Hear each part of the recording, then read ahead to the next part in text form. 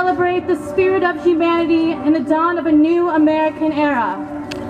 In a season when many commemorate the birth of Christ, we commemorate our own Genesis, the enlightenment of all humanity, a revelation of our nature as written in the annals of history, a gift from Lucifer, the light bringer, the morning star, and the rebel.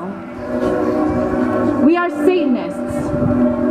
We engender moral, spiritual, and sexual freedom, personal independence, and insist upon personal choice in all things. We care for the significance of the individual spirit and personal moral responsibility. If you stand here today and embrace your nature, are free-thinking, self-governed, and godless, you too are a Satanist in the eyes of many in your own community, including those who represent you in your governments. We are also Americans, a nation born of men and women seeking asylum from a majority religious group in control of political power who punish those who oppose them. In the words of Thomas Jefferson, our civil rights have no dependence on our religious opinions any more than the opinions in physics or geometry.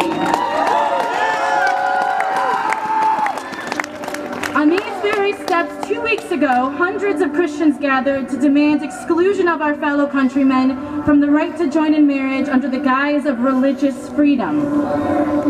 They slandered the name of this great country for embracing the diversity of its citizens.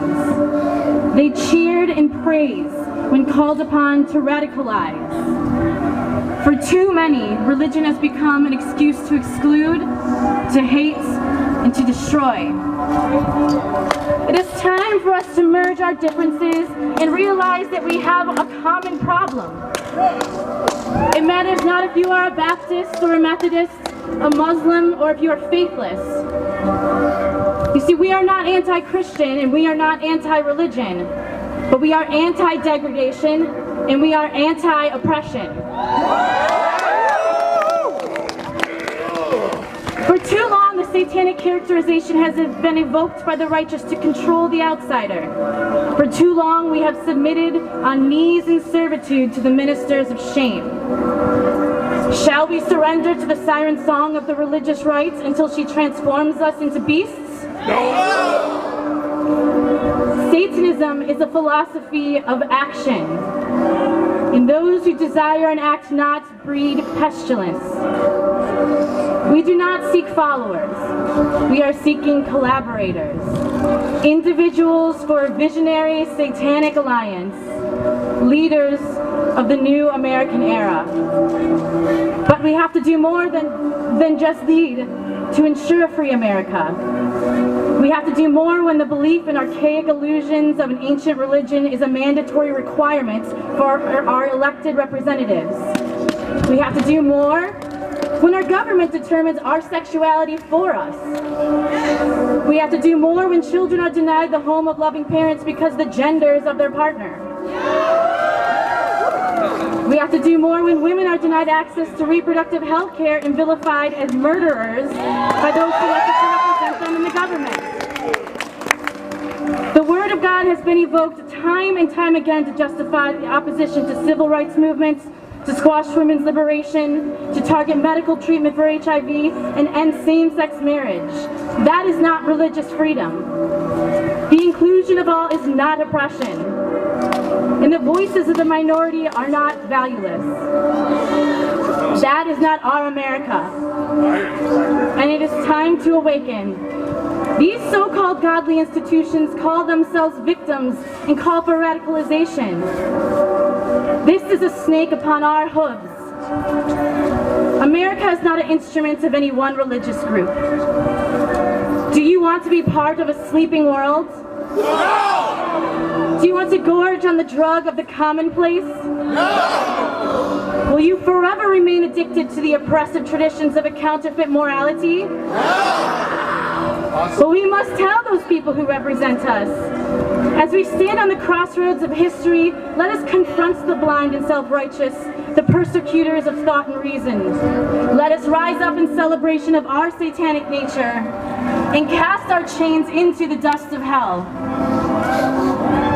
Those who shows that organizations of faith hold a leading role in guiding American policy and justice, I solemnly and with great sincerity thank Satanic America has heard your call to action.